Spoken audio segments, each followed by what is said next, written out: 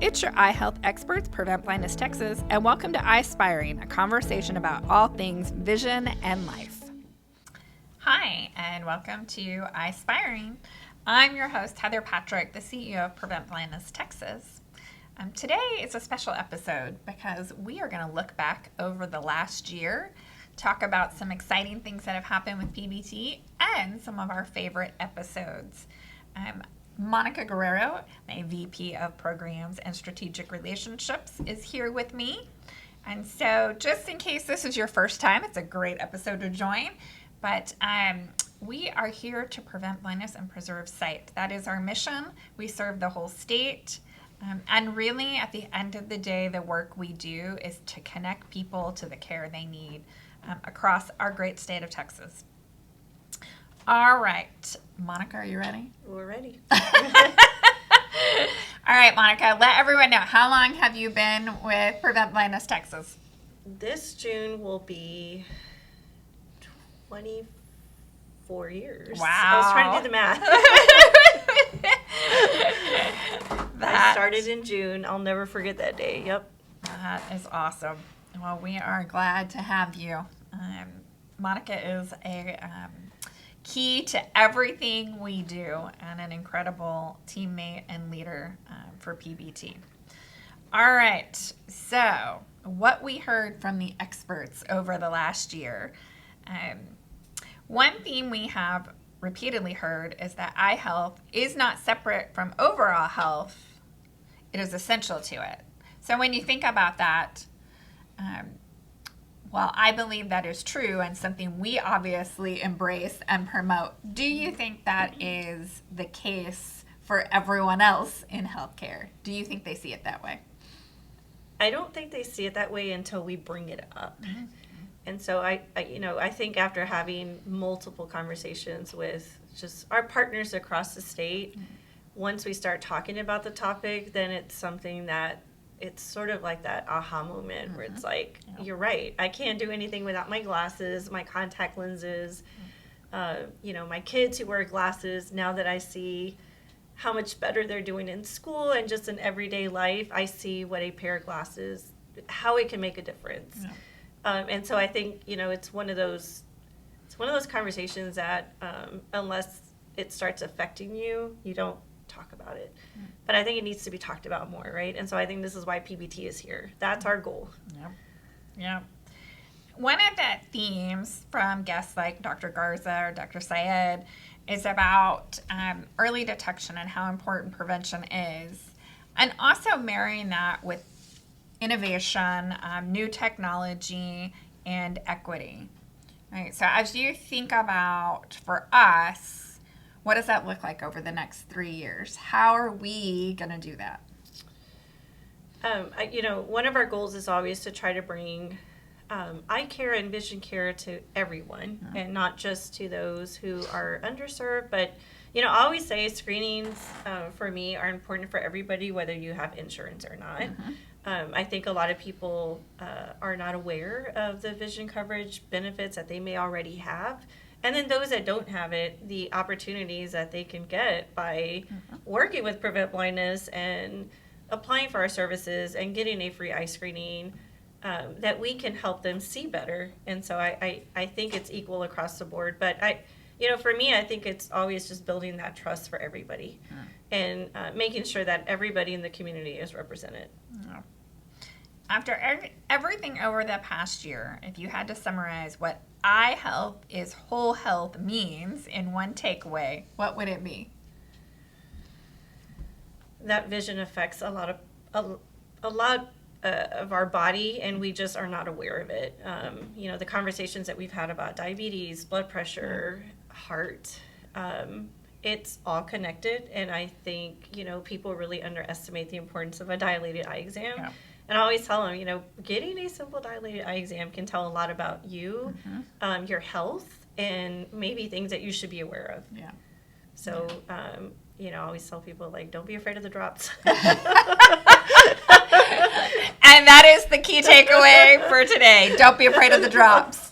But But I really, so one of the episodes that stands out to me over the last year is the one with Dr. Jennifer Deakins. And specifically, we had the conversation around, eye doctors are really the only doctor that has the ability to see your vascular health through that eye exam, right, without cutting you open. And so it truly is the opportunity to see how your body is doing through your eyes. And that really, because we talk about it all the time, right? The eyes being the windows to your soul, to your health. And we talk about how important eye exams are, not only if you wear glasses, but for everyone. And that really drove home for me, like just to be able to, just in that nutshell, really, they do, right? It is, they have a clear-cut picture into how your body is operating, right? What the health of your body is through that eye exam, through that dilated eye exam. So again, do the drops. All right. So several guests we had reminded us that a child can't learn clearly if they can't see clearly. So when you think about over, the last year, we've talked to some of our school nurses, some of our school partners. When you think about over the last year in those conversations, what stands out to you, and what do you want our listeners to remember too? I think the important takeaway, especially from our school nurses, is helping the community and especially parents understand that children are not aware that they may have a vision problem. Yeah. And so a lot of times they're going school years without being able to see, and a simple vision screening can make a huge difference.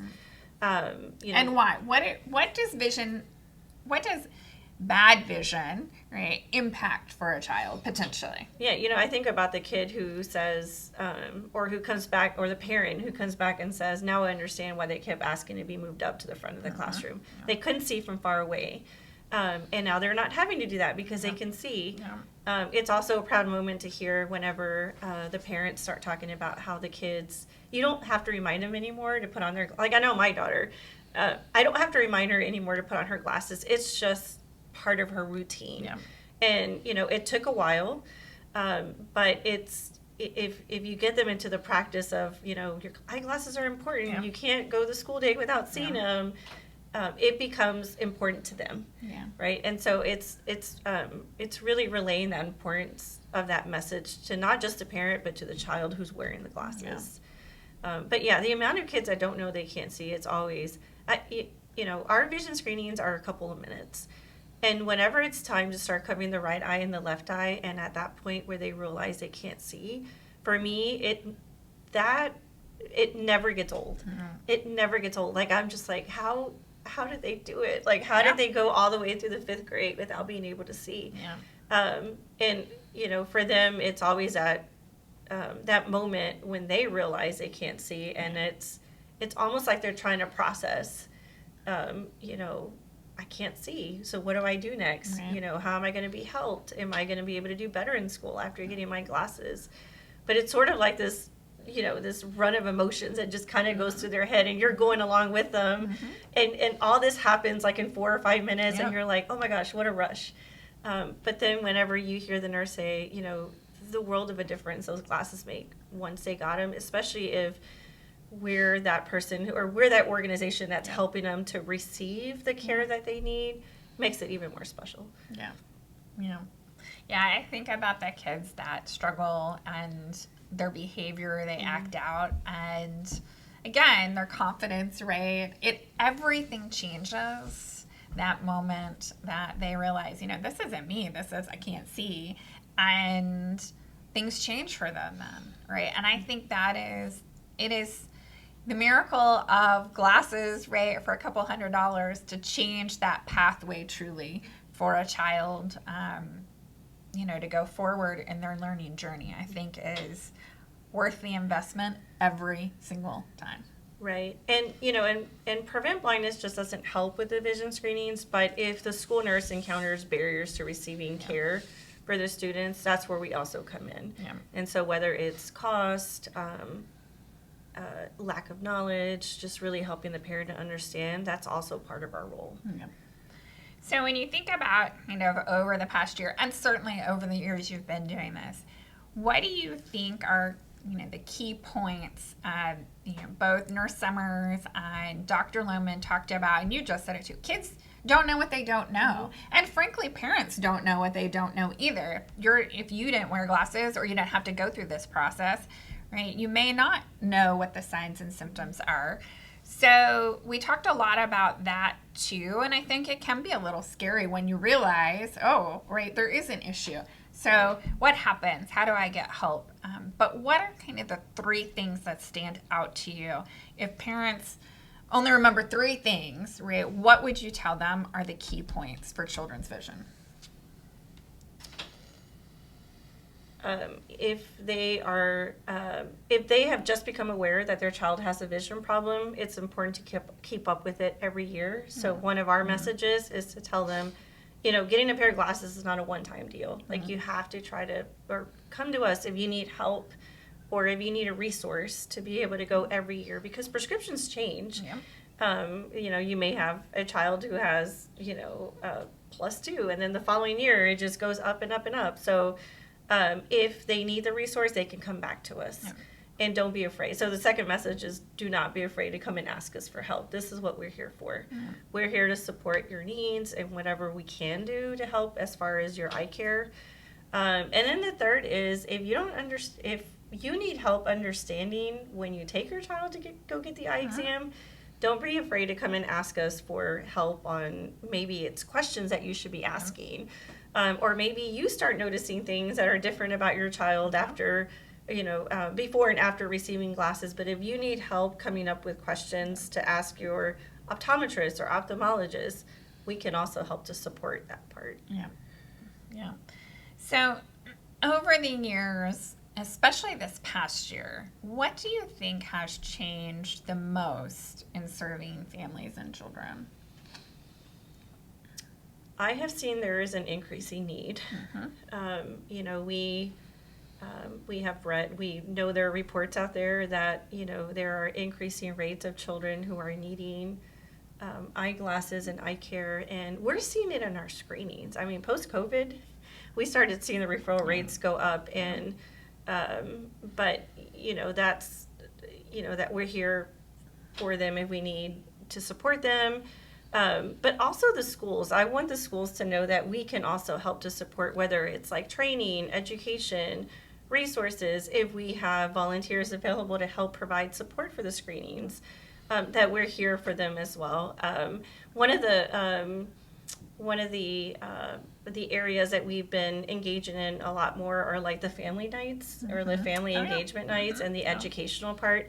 And I think that's something for me that I feel is not talked about enough. So, now whenever we have opportunities for our volunteers to help support those family nights, and we try to do our best to be there, because, it takes us away from being so busy with the screenings and the paperwork and everything else that we're doing. But it gives us the opportunity to spend a few minutes with the family, whether it's the mom, the dad, the grandma, to help us really stress the importance of vision. And so for me, those nights have become, those community events that the schools are putting on are becoming really important, because it's not just vision that they need to learn about, it's all kind of resources that they need to learn about. So it's a great opportunity for us to be able to spread the message. Yeah. Well, and it's about connection, right? Building relationships. We talk about this business, it's a relationship business, and it's a relationship business with our clients, with the families we serve, with the partners we have. And I think events like that, I think for me, when I think about what has changed over the last several years, and probably even more so since COVID, but I would say with the rise of technology, is this need for connection. And so I think one of our roles is to build those connections, right, and build that trust and empower our families to be able to understand how to navigate the system and what resources are there. Whether you have insurance or don't have insurance, right? It is a huge system, and it takes a lot to navigate it. And so I think that is one thing for us when I think about just over the years that I've been doing this whole idea of care coordination and walking alongside our families and really helping them navigate the system. And also walking with our providers and connecting our families to our providers, and being able to help in that way too, I think is different than it was even 5 or 10 years ago. Oh yeah, community partnerships are important, and I always say, the real change happens when we work together. Yeah. And so when we work together, it just makes it so much easier, because we may be working with this, whether it's a school, a community clinic, community center, but if we're trying to help a person, and if there's a more trusted person that they can rely on, then we're willing to work with that person to make sure that whoever we're helping actually receives a full continuum of care. Yeah. Yeah. So we also talked a lot about over this past year leadership and advocacy, and I think really again using this idea of using your voice to move things forward. And we talked, Jeff Todd talked about that, Kathleen Murphy talked about it, Liz Thompson talked about it, and even in my conversation with Brooke Campbell, right, talking about mission, impact, working together. What stands out to you kind of through those conversations? What were you like, man, that was really good. That was a really good point. Or, that was so meaningful in that conversation. Is there something that stands out to you? Yeah, I think they all had a different approach, but I think they're all focused on building impact, on building trust, and also listening to the communities. Yeah. And we have to listen, because Texas Texas is a large state, and we serve all these different key market areas, and every region or every part of Texas that we go to is different. So each time we spend some time with them in person, always make it a point to try to listen, or maybe learn the way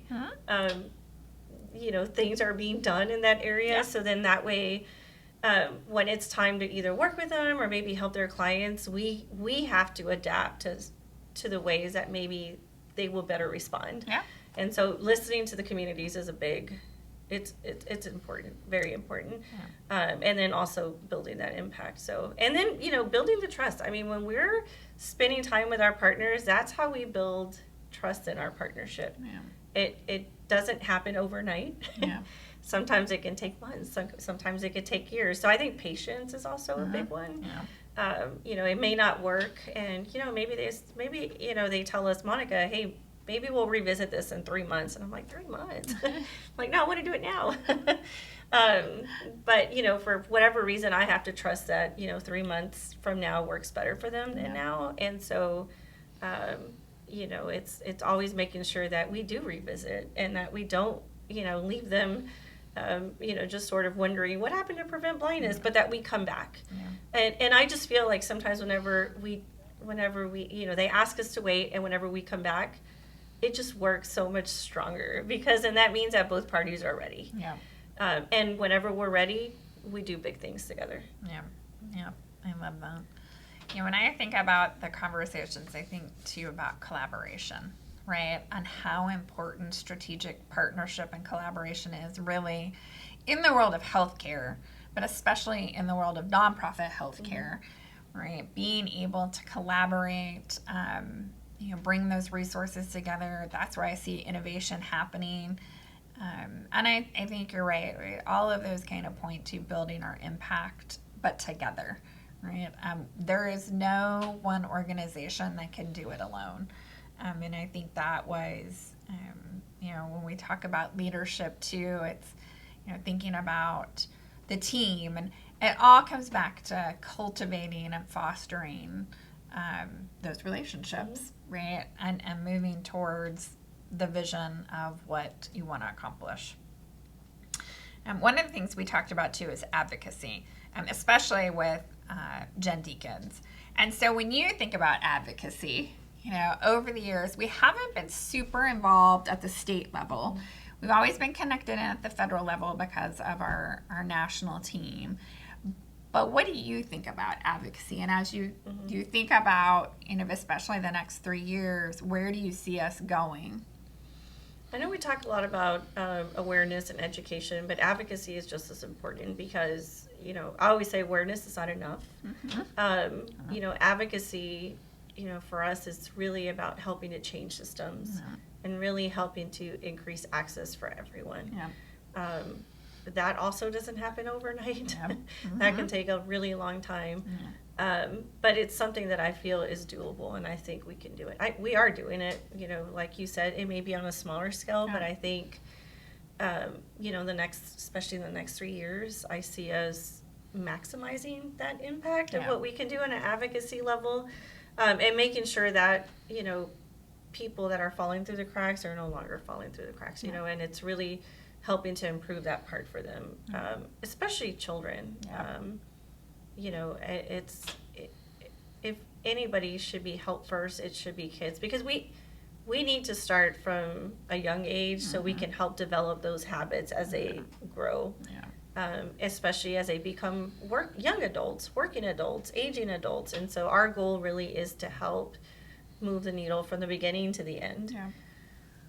When I think about advocacy, part of what I think about is patient voices, right? And being able to engage as many voices as possible to change whatever needs to be changed, right? But I see part of our role as, again, going back and empowering people, right? Giving them the information they need, the support they need, finding their voice, knowing they can make change. Especially when I think about Leslie Wanko, who was on one of our first guests, and just her story and how powerful her voice is, right, in working with the FDA and trying to find a treatment for RP.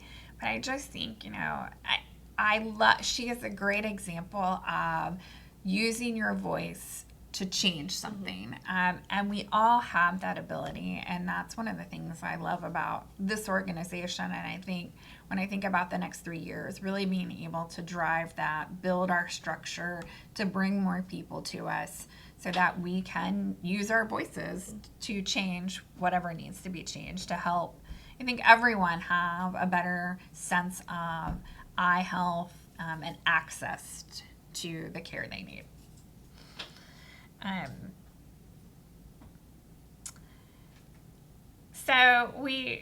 love this question. We also heard from several leaders that nonprofit work requires both heart and strategy. Would you agree? Yeah, and I think it's also about balancing our mission and action. Yeah. Really. Yeah. I mean, yeah. We have to be able to do a little bit of both. And so, when I say action, like, we have to believe in our mission in order to find the steps to be able to move that mission forward. Because if we don't believe in that mission, then not much gets done. Yeah. But that's, for me, it seems easy, but it sometimes can be hard. Yeah. Right. And because you get mirrored down in the day-to-day, right? I mean, just had this conversation on a different episode about coming back to your why, right? Yeah, having a purpose, really understanding, what is my purpose? Why am I in this role? Yeah. Why am I working for Prevent Blindness? Why am I trying to help people have better eye health? Right. It's really understanding. And sometimes you have to step back and kind of revisit, right? Yeah. And it may change. Yeah. It's not, your why is not always going to stay the same. Yeah. I mean, the overall goal is going to be the same, but, as you grow as a leader, your why also changes, right? Yeah. And how you operate that why. Yeah. And it's also, part of the people that you meet along the way that also helps to really, navigate your purpose. And it's just part of growth, right? Yeah. And so, that's all part of growing. And if your why is changing with you and it keeps getting better, that means that you're also growing, right? So. Yeah. As a leader in the community, as a leader for your team, as a leader for your partners, it really is about always making time to listen to who you're working with. Yeah, I would agree. All right, so we've talked about some of the themes and lessons from the past year, but let's talk about the moments that have stayed with us throughout the podcast. We may not have said it earlier, but we are getting ready to celebrate. We've actually been doing this for a full year now, which is super exciting. because I think that moment stays with me, because this was a dream and a conversation that we made happen, and it has been an incredible journey. The guests we've had on, the conversations we've had, the response we've gotten, and I am just really grateful that people have embraced the podcast, because it is something that I love doing, and I think has opened a whole new audience for Prevent Blindness Texas. Yeah, so, like you mentioned, sometimes it's our patient voices, sometimes it's a story. Sometimes it was that special event that we did that we were like, wow, that was just so much fun. Yeah. But, Heather, when you think back on the past year of conversations, what's one moment that immediately comes to mind? Well, I think about Dr. Edmond, because I was just so fascinated by her story of, her mom not wanting her to be a doctor. And of course, her mother changed over time, right, and supporting her. But and how she was so honest about that.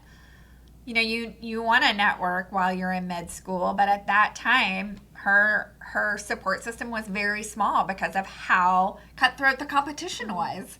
And so it was that was really remarkable to me. Again, Leslie's story of just how courageous she is and just how incredibly talented she is. And I love that, she started off, I think, in the place that we all do of, will my voice really make a difference, right? And it clearly is. And so I think that I loved hearing that story. Jen Deacons and just her perspective of how she works out in the community, her leadership, advocating for change, all while delivering, top eye care in Fort Worth, and her spirit to collaborate. I think my takeaway was we have amazing people that are part of this organization and a part of this ecosystem, and we are all dedicated to really making it better for the people we serve. So was there something that genuinely surprised you about, what or how they think about our work or their work?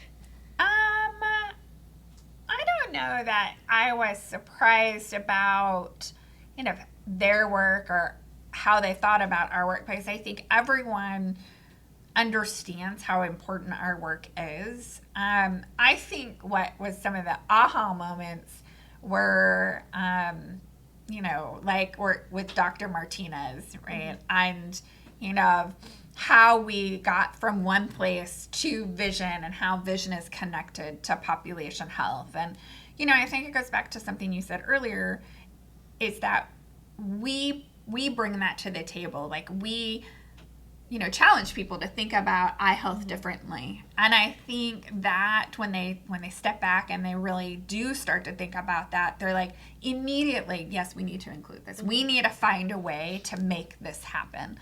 But I think what stands out to me, I was in the health coaching program for 6 months and worked with Dr. Martinez, and never knew he started his career as a high school teacher. No, and I never would have guessed that. I mean, now thinking back, I'm like, yes, it totally makes sense. I mean, he's a great coach.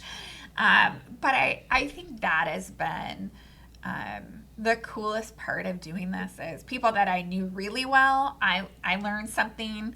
People that I didn't know well, learn their story, and I'm even more motivated by them. And so that has been a really cool part of this journey, is what started off, and we usually find some way to work eye health in there, even if they're not an eye health expert, right? It is always part of the conversation. And I think that's the beauty of this, right? Eye health is always part of the conversation.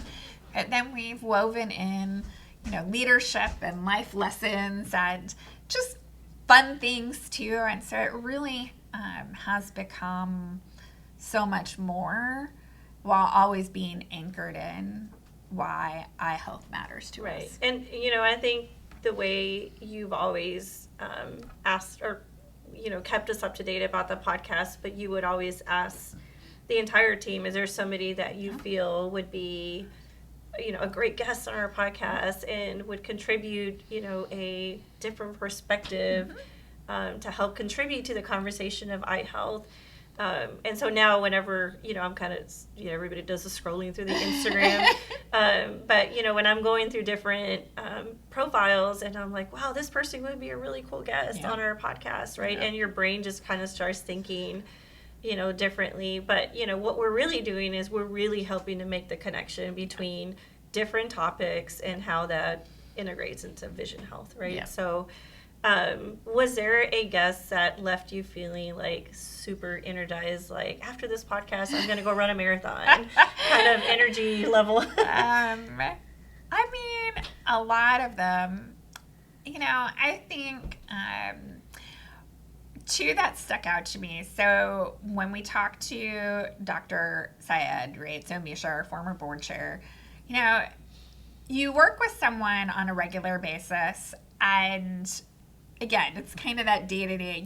You forget how amazing their accomplishments are, like on the world stage, right? And Misha is just so incredibly accomplished. And when we had that conversation, and her passion for teaching and lifting other women up, I just walked away from that conversation feeling really inspired to continue to follow her footsteps and work in that way. And I also think when I talked to Kathleen Murphy, who, is one of my very favorite people, she was on this board when I first got here. She made my transition, which was very challenging, a little bit easier. And it's funny because these people don't see themselves as these like life-changing people or mentors or, these world-class leaders, and they are. And I just, even talking to her, just how motivating it is, because they're just so humble. All they really want to do is make the world a better place through, nursing, through being a doctor. I mean, it just truly is amazing all that they've done, and they just don't see it that way. They just keep doing their job because they want to make it a better place. And I think the thing is, we invite guests on our podcast to tell about the story of where they're at now. Right. But the beauty of the podcast is being able to find out the story about, what it took to get them to the now, right?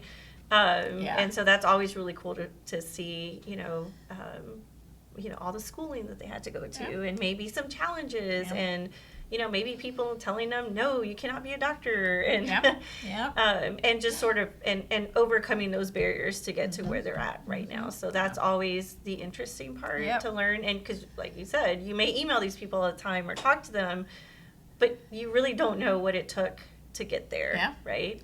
And we're grateful that they're with us to be able to make an impact on PBT and us and the people that we serve. And so it's always nice to get to know the backstory. It is. Right? So, I mean, your bio it's only a paragraph, right? Right. So it gives us the opportunity to learn a couple of paragraphs versus the one paragraph. So, and then was there a moment during the year when you stepped back and you thought, this is exactly why Prevent Blindness Texas does this work? Well, I think the conversation with Nurse Summers was powerful, right? And full circle. Since she started. I love her story. Right. I mean, she came in she got certified, right, by us, as a nursing student. And now she's, the lead nurse for a small district and working with us. And she just said it so clearly about why this work is important, how it's been so important for her students. And that stood out to me. That conversation stood out to me. It was so personal for her. And yet it is the statement, it's a powerful statement of the difference this organization makes for people. And that conversation really, and just how genuine she was, right? It just really, it stayed with me. Yeah. I love how she remembered us. Yeah. And, for Prevent Blindness to stay in her mind. And to know that, we made a difference in her nursing career. I feel is a huge accomplishment for our organization. And so it's always nice for people to remember the work that we're doing in the community. So, and not only just remembering it, right? But bringing it, bringing it forward. And I think that's, one of the things that I have really, back to the earlier segment of what I have seen change, I think we really are beginning to understand the impact we're having on the workforce too, right? Because we work with so many nursing students, right? Med students, optometry students, I mean, hundreds of them over the years that we have trained them, taught them, right? Supported them when they've been out in the community. And I think we really, that is a huge contribution from the organization back out to the professional world too, is being able to have that opportunity to work with interns and students, but also shaping what they're learning as it relates to eye health and healthcare. And that's been exciting to see, because I think we've grown that program. We continue to invest in it, and we continue to see the fruit of that labor. I think about Dr. Garza, right? Same story, right? She was volunteer while she was in college. Yep. And then became a fabulous eye doctor, right? Faculty at U of H, and then on our board and chair of our public health committee. So that to me is the beauty of an organization like this. So beyond the guest, how do you feel about these conversations and how we're connecting with the public? Yeah, I love it. I love that I post, every time we drop an episode, I post on my social media, and inevitably somebody responds positively, right? And that to me is amazing. And I look at us on LinkedIn when an episode drops, and Kim Shui was a great example. That was an incredible conversation. I know Kim. I didn't know her super well. Now I feel like I know her really well. But just her experience. But just, so many people responded on LinkedIn how excited they were to listen to the conversation. And I think that has just been really cool, to see all different people that we probably would not touch, right? Or it'd be a long time before we kind of got to that ecosystem. This expedites that, right? This conversation, this podcast, right? It leapfrogs us into different networks and to different people. And I think that is really exciting. But it's been phenomenal. I have, over the course of the year, people are excited to listen. People that I didn't even know were listening will, send me a message that they listened. My family listens. And so it's been really cool to just see the positive response to it. So for the listener who has listened to every episode, or at least some of our episodes, right, what do you hope that they feel after listening to one of them? Inspired to support us, to connect with us, to be an advocate for eye health. But mostly I think just to support us, to advocate for PBT, in that way of the value we bring to the community, and just getting engaged with us, helping us move our mission forward and bring along as many people as we can, because I think that is ultimately what changes access to care, right? Is when enough voices demand change. Right. And so I think, and understand why it's important, the value of it, right? It's not just to demand change, but really because there's a value that comes with making the change. And so I hope that they are inspired. Hence Eyespiring, right? I really do. I hope they're inspired to be a part of our movement. Yeah, and I hope that, if anything, they also understand that our work matters. Yeah. Right. Yeah. So I guess on that note, let's talk a little bit about where Prevent Blindness Texas is today. All right. Okay. So we've spent time reflecting on conversations and moments from the past year, but we will definitely talk about what's happening in the upcoming year. And we've made a big change. We have a new strategic plan that we just launched April 1st. And I think when I think about that plan and the next 3 years, what stands out the most to me is intentional delivery of interventions, right, across the state, really understanding what the trends are, where the largest issues are right now, and expediting interventions to change that as fast as we can. And then I also think about education and advocacy, right? And back to what you said earlier about it's not just about awareness, right? The goal is to empower, to provide enough information and support that you change your action, right? And that is not easy. Right. You know, I think we've had so many conversations over the last several years of the things that, the barriers that keep us from moving forward in our care, from, you know, your kids to being a caregiver to work, cost, transportation. They're all different things that keep us stuck sometimes, right? From not getting the care we need. Sometimes we're afraid. And I think when I think about our plan for the next 3 years, it's really helping move those barriers, right? As much as we possibly can. And providing the information and support and care coordination to help people move through that continuum. Right. And so that's when I think about the future for us over the next 3 years. It really is this idea of we will provide screenings. We'll always provide screenings. But I think it's more of now, like what happens on the other side of the screening and making sure we've got the support and the information and the infrastructure to close those gaps as soon as possible. Right. And I think we're always going to stay focused on our mission, right? But I just think that, you know, we're reaching more people, but we're becoming more intentional about who we're working with, about the individuals that we're trying to educate. We're becoming more focused, like we have very focused areas of, you know, who we feel is a priority today. And so I think that's going to help us to really concentrate on those areas.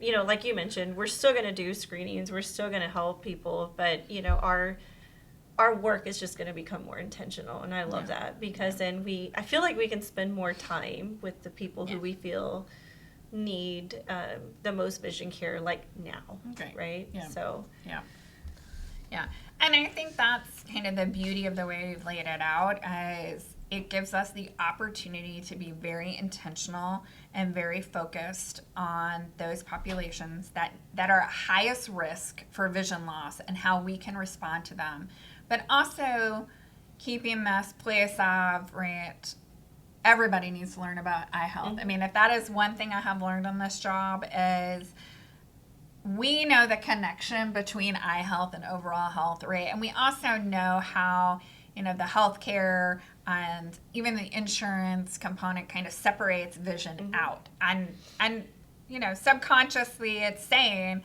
this is a luxury or an option, right? And it's not. It's not an option to take care of your eye health. It's not a luxury. It's absolutely essential to maintain your overall health. And so I think about, you know, that platform, building that kind of messaging, that kind of education, and bringing people along so that we're building this army of advocates, right? That really want people to know and understand that eye health is essential to your overall health. And so instead of, I think, you know, we serve all ages, and I think that we will still do that, right? But I also think now we just are taking the data and we're just more strategic about where we are going to target our resources to really make the biggest impact as soon as we can. And I think the goal is to really understand what works, how it works, and then scale and replicate that out, right? Right. All right, so for our listeners who, they may know our name, they may know one piece of what we do, how would you describe the full scope of what we do? I say we provide vision screenings, eye health education, and access to financial resources or navigation services. And our job, and I always say, you know, I can't say this enough, but our public health messaging really is helping people understand the connection between vision and overall health. Yeah. We are a small but mighty team that does a lot of work, and we have some wonderful volunteers who also help us to reach communities across the state. But there's a lot more that has to be done, and Texas is a big state. So our goal is, you know, to try to reach as many people as we can, as best as we can. Yeah. Yeah, when I think about, so I think about the conversation we just had a couple weeks ago about medication, right? And my goal is that anyone that's taking medication is empowered and knows, you ask the question, how does this impact my vision, right? Because a majority of people are not asking that question, and providers are not always giving that information, right? But when I see a majority of people starting to ask that question and knowing that medication they're on could potentially impact their vision, then I know we've made strides, right? I know we're doing what we're supposed to be doing. When you know you're going to the eye doctor and you're asking what your eyes look like and are there risks, I know we're doing what we're supposed to be doing. Because that tells me then people are listening and they're taking action. And really what it says to me is they value their health, right? And going to the eye doctor is one way to invest in that and in yourself and in your health. And I think that when people really start to make that shift, then I will feel like we have really accomplished, I think, what we've set out to accomplish for the next 3 years. You know, I think most people go to the eye doctor, like talked about earlier, most people go to the eye doctor because they can't see and or they wear glasses or contacts, right? But there are so many people out there that can benefit by going to get a regular exam because it's not just about glasses. And so I think, you know, that to me is, and I see some of that happening, but that's what excites me, is that potential, that possibility of watching that learning, watching people make different decisions. So ultimately, it all comes back to, and I think this is what we drive for. And really, I think it's probably for me, what is one of my whys is really just empowering individuals to take care of themselves the best way they can with the support that is out there, right? Because ultimately for me, I don't want anyone to lose their vision because they didn't know a resource was available. You know, when I worked in cancer, you know, it that's what drove me. I watched people die because they didn't know the resources that were available, right? I think that for me is the driving force when I think about organizations like PBT. It's the power to provide that information, those resources, right? So that people are not losing their vision, right? More than 70%, 75%, 80% of vision loss is preventable, right? There's so much we can do to solve this issue. And that's really when I think about, the scope of work that PBT is doing, that's it. It is to prevent vision loss, right? End of story. I mean, everything we do drives towards that. Prevention. Right. Yeah. And I think also helping to build people's confidence, right? Yeah. So I love to hear stories or even read stories, because a lot of our listeners don't know that a lot of our clients make the time to write stories, and they mail them in on paper. Sometimes they email, sometimes they mail. But when we read stories about, I went last year and I was scared, and I went again this year and I knew what to ask. And for us, helping to increase that confidence is also very powerful. But, the prevention side too, it's also knowing that we help to build that confidence, and not just their knowledge, but in the prevention side of something that could have been worse or something that could have happened. So that's always nice to hear our clients talk about how Prevent Blindness made an impact on their lives. I mean, I think about the young man who talked about, he couldn't see, he couldn't get help. He came to us. we helped him, and he could finish his School, master's. right. Yeah, school. I mean, Yep. that story stays Right. with me, right? Because that is, for me, that's the why, right? It's not just a pair of glasses. It's the pathway to your life, right? And so that stays with me. But when I think about, I mean, that's it. That's what we do. In a nutshell, we connect people to their dreams, their hopes, right? We give them back that hope of, I can do this because I can see what I'm doing. All right. So what do you think has changed in our communities over the past year? What stands out to you? Is there a common theme? I would say the lack of access continues to be a big barrier for a lot of families and adults who are trying to receive the eye care they need, and they just can't. Whether it's distance, whether it's finding a provider who will take their insurance, who will take Medicaid or CHIP for the families, or who can help to provide, services that they can afford, right? And so if they can't, we try to do our best to help out with resources that are available to them. But if not, that's where our work also comes in, where we try to find or locate providers that can help provide them the care that they need regardless of where they're at. And so access to care continues to be a big one. Yep, I would agree. So every nonprofit goes through seasons of growth and momentum. How would you describe this current chapter for us? I think for us it's growth. I would say it's growth. I know we talked a little bit about it already, but more intentional growth and more focused growth, and really helping people to understand, why our work matters, and helping our partners understand why our work matters. Whenever we approach new partners, one of the questions that we sometimes may get is, why should I work with Prevent Blindness, right? Yeah. And so it's not just making the clients understand, why they should receive help from Prevent Blindness, but it's making our partners or potential partners understand why you should work with PBT. Yeah. And then, once they start working with us, it's like they can't get enough of us, right? So it's like, when are you coming back for another screening event? But, for us, really, it's hearing them say, you just don't understand the impact that you've made on the communities that we serve. And that's a pretty powerful message. So growth, especially in areas where we're currently not at. And so I think maybe seeking, areas where we feel we should be at. I think it's also part of our growth for the next couple of years. Advocacy for sure. And then education, and I can't stress the importance enough about,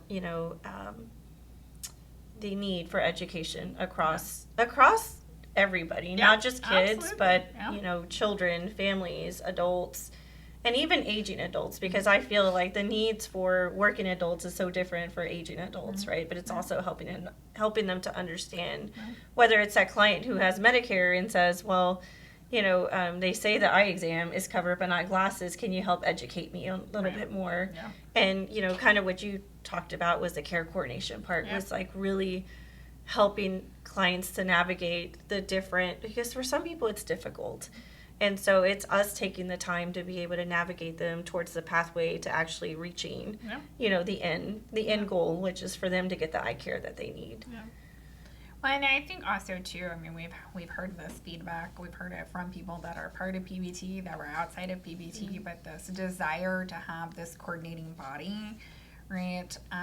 Because I do think, especially for the state of Texas, it'd be great to have, this plan of how all the different groups can leverage what we're doing and come together and really serve all different parties. And I think about even primary care and the requests we've had from primary care and family practitioners, right, to educate their staff. Because I will say, one of the early episodes with Dr. Edmond, we talked about how ophthalmology used to be part of the core rotation in med school, and now it's not. You have to request it.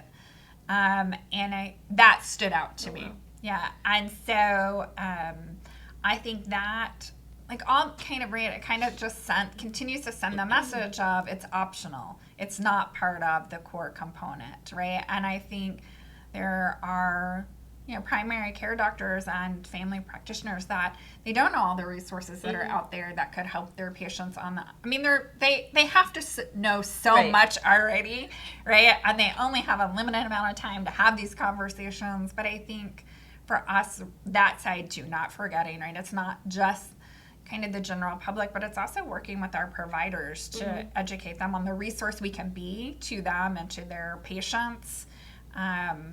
And also the connection, just again, between primary care and eye care. And I think that's an important component. All right, so, behind every great mission and impact really are its people, right? So tell us about the people that are part of PBT. What stands out to you about the team, about the kind of person, in general, about the people that are supporting this mission? I think that we're all focused on one goal. That's our big, our big takeaway as us being dedicated team members, that we, and not just our team, but when I think of team, I think about our staff, our donors, our volunteers, our board members, everybody who really helps to move the mission forward. And I feel like we all contribute because we're all focused on our one goal, which is to prevent blindness and preserve sight. But also their passion, their commitment, and really just being consistent and helping, and really wanting to do the job as best as they can. Yeah. Okay, so when you think about Eyespiring for the next year, what do you hope we do? What do you think would be some great kind of ideas or topics? What haven't we covered that we need to cover? I would love to see the different health conditions broken out separately, and how that's connected to vision. So I don't know if you remember, but during our staff retreat, we were, I said, oh my gosh, let me show you something, and it was a kidney patient who received a kidney transplant. And the whole reason he found out he was going into kidney failure was because of an eye exam. So if he hears this podcast episode, hopefully he's motivated to come on. But I think about it and I'm like, an eye exam led him to receiving the kidney care that he needed, and then eventually the transplant. But he said he had no idea. And it all started with high blood pressure. But, just really breaking out the different health conditions and how people just are not aware how your vision can be affected. Heart, kidney, all your different part, liver, everything, medications, brain injury. And so it's just really helping to bring that message in a little bit more, focusing in on those messages a little bit more, I think would help to really make people understand, why vision is so important. Because like you said, I mean, everybody thinks about vision as going to get your pair of glasses, but nobody thinks about going in to get a pair, an eye exam, and your blood pressure is high, and the optometrist rushes you to the emergency room, and all of a sudden you're on the list for a kidney transplant, and so, that wasn't the goal of going to get the eye exam that day. The goal was to get a pair of glasses, but there was a lot more. But to think how that saved his life. Right. So, and it's just really honing in on those messages. Yeah. I think that is a great suggestion. All right. Well, this past year has been amazing. We have listened, we have learned, we have laughed. It's just really been an incredible journey, and I look forward to continuing. I do think that is a great suggestion. I think kind of breaking down piece by piece and having those experts share with us would be phenomenal. And I think continuing to have people across the United States that are leaders in healthcare and vision, and continuing these conversations of how we help people engage and really take care of their eye health, and the communities is really important. And I look forward to continuing the conversations into the next year. So, all right. So as always, thank you to our listeners. I hope you've enjoyed this past year as much as we have.